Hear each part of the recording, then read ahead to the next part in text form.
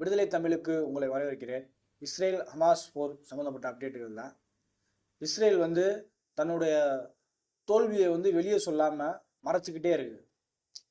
ராணுவ வீரர்கள் இத்தனை பேர் தான் இறந்துருக்காங்க, 1000 பேர் இறந்துருக்காங்கன்னா அதில் வந்து இன்னும் 40 பேர் 50 பேர் மிக சொற்பமான எண்ணிக்கையிலே வந்து தகவலை சொல்கிறது.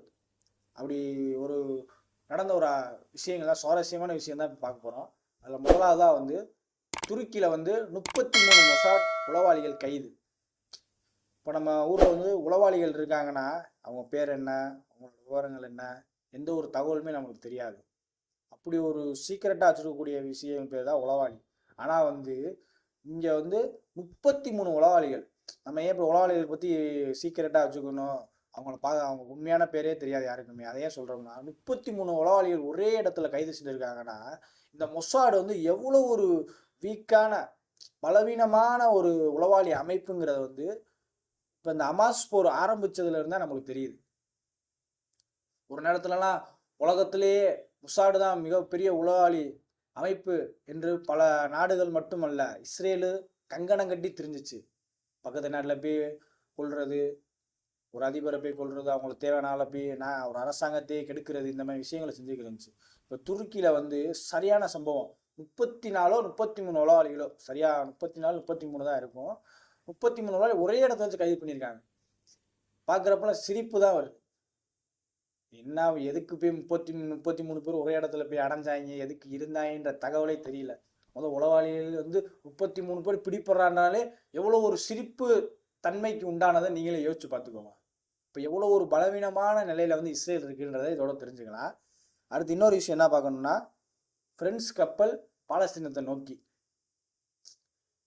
ஒரு நாள் வந்து அமெரிக்கா தூண்டல் படி நடந்துக்கிருந்துச்சு. இப்போ இன்னொரு நாடு வரை இஸ்ரேலுக்கு வந்து ஆதரவாக வருதோ அப்படின்ற ஒரு கண்ணோட்டத்தை தான் இந்த தகவலை பார்க்குறப்ப நம்மளுக்கு தெரிஞ்சிச்சு.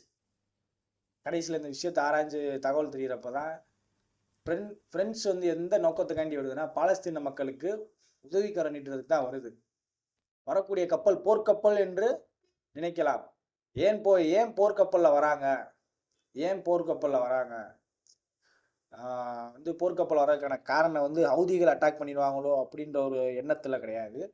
இஸ்ரேலே வந்து பிரெஞ்சு கப்பல் அழிக்கிறதுக்கு அட்டாக் பண்ணுறதுக்கான வேலையை பார்க்கும்.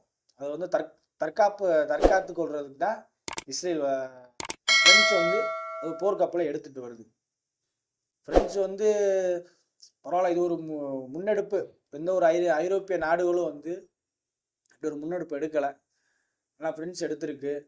எகிப்திலிருந்து வரக்கூடிய உணவு பண்டங்களே வந்து இஸ்ரேல் தடுத்திருக்கு. அதை வந்து வரக்கூடிய ஒரு சில இடங்களை வந்து அதை அழிக்குது, அது வேற விஷயம். அதுக்காண்டி தான் அவங்க வந்து பிரெஞ்சு வரப்பே வந்து போர்க்கப்பல் எடுத்துகிட்டு வராங்க. இது ஒரு தகவல். இன்னொரு தகவல் என்னன்னு பார்த்தோம்னா, பிரிட்டிஷ் போர்க்கப்பல் வந்து செங்கடல்லேருந்து போயிடுச்சு. திருப்பி எதுக்கு போச்சு, எதுக்கு வந்துச்சுன்னே தெரில. இந்த அமெரிக்காவோட கூட்டு நாடுகளோட சதினா இந்த அமெரிக்கா வந்து சும்மா இருக்காது. தன்னோட சொந்த பந்தம், தனக்கு போடுற நாடுகள்லாம் கூட்டு சேர்த்துக்கிட்டு அது பண்ணுற செயல்பாடுகள் தான் இது ஒன்று. பிரிட்டிஷ் கப்பல் 2 நாளாக இருந்துச்சு. இன்றைக்கி வந்து சீன கப்பல் வந்துச்சு. சீன கப்பல் வந்த ஜோருக்கு பிரிட்டிஷ் கப்பல் திருப்பிட்டு போயிடுச்சு. அது பதிலுக்கு அறிக்கை விடுறாங்க, ஆள் பற்றாக்குறை என்ற தகவல் வெளியிடுது. என்ன ஒரு குறியீடோ என்ன ஒரு தகவலோ தெரியல. அடுத்த விஷயம் பார்த்தோம்னா, நம்ம வந்து அமெரிக்க பாதுகாப்பு செயலாளர் ஆண்டனி பிளிங்ஸ் இஸ்ரேல் வரியை இதோட வந்து இந்த மனுஷன் வந்து 4வது தாட்டி வராப்புல 4வது முறையாக வருகிறார். தெளிவாக சொல்ல போனோம்னா தொடர்ந்து 3 முறை வந்திருக்காப்புல. 3 முறை வந்து ஏதாச்சும் ஒரு முன்னேற்றமாச்சா, போர் நிப்பாட்டுறதுக்கான ஒரு முன்னேற்றமாச்சா, பாலஸ்தீன விடுதலை உண்டாச்சானா பார்த்தோம்னா எதுவுமே கிடையாது. இவர் வந்துட்டு போன நேரம் ஃபுல்லாமே வந்து இஸ்ரேல் வந்து நல்லா பலமான அடிதான் அடிக்குது. இவங்க வர்றதுக்கு முன்னாடி வரைக்கும் நல்ல அடி வாங்கியிருக்கோம். இஸ்ரேல் நல்லா அடி வாங்கி துவைச்சு வச்சு ஹமாஸ் வந்து அப்படியே மிதிச்சு வச்சிருப்பான். இவர் வந்து உத்தியோகம் கொடுப்பாப்புல. ஆனால் வந்து இவர் இப்போ வரக்கான காரணம் என்னென்னு சொல்கிறாங்கன்னா, Turkey, Greece, Saudi Arabia, Qatar, Egypt, West Bank, Israel போன்ற நாடுகளில் ஆலோசனைக்காண்டி இல்லை, பேச்சுவார்த்தைக்காண்டி. என்ன பேச்சுவார்த்தைனா, இஸ்ரேல் வெஸ்ட் பேங்க்கு, காசா மக்கள் கஷ்டப்படுற துயரத்தை வந்து பார்த்துட்டு போகிறதுக்காண்டி வராப்புல. இந்த அமெரிக்கா வராமல இருந்தாலே அந்த மக்கள் வந்து கஷ்டம் இல்லாமல் தான் இருப்பாங்க. சனியை எங்கே போனால் என்ன ஆகும்,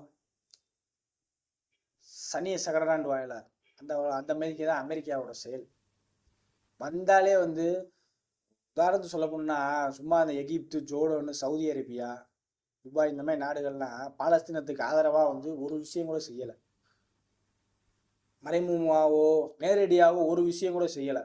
திருப்பி திருப்பி இவங்க மத்தியிலே வந்து அமெரிக்கா வந்து பேசி, அமெரிக்கா பேசாமல இருந்தாலே இந்த மாதிரி நாடுகள், அரபு நாடுகள் ஃபுல்லாக வாய் மூடி தான் இருக்கும், வாயே திறக்காது. சரிங்களா? திருப்பி திருப்பி வந்து பேசிட்டு போறதுக்கு இதில் இன்னொரு விஷயம் இருக்கு. இஸ்ரேலை சேர்ந்த 120 கைதிகளை வந்து விடுதலை செய்யணும் ஹமாஸ். 120 கைதிகள் யாரு சிறை பிடிச்சிட்டு இருக்காங்க? 120 கைதிகள். ஆனா ஹமாஸை சேர்ந்தவர்கள் 12,000 பேர் எங்க இஸ்ரேல்கிட்ட கைதிகளா இருக்காங்க. அதை விடுதலை செய்ய யாராச்சும் பேசுனாங்களா? யாராச்சும் ஆலோசனை பண்ணாங்களா? வெறும் 180 பேருக்கு இப்படி துடிக்குதே அமெரிக்கா. 12,000 பேர் ஹமாஸை சேர்ந்த, பாலஸ்தீனத்தை சேர்ந்த கைதிகள் வந்து கைதாயிருக்காங்க. இதை பற்றின ஒரு தகவலையும் வந்து பேச மாட்டாங்க. மூடிய அரசு தான் இந்த அரபு நாடுகளை சுற்றி உள்ள அரசாங்கம் எல்லாமே. அப்புறம் என்னன்னா, இப்போ வரை நடந்திருக்கிறது என்னன்னா, காசாவை சுற்றி உள்ள அனைத்து பகுதிகளிலும் ஹமாஸ் வந்து ஏவுகணை தாக்குதல் நடத்தியிருக்கு.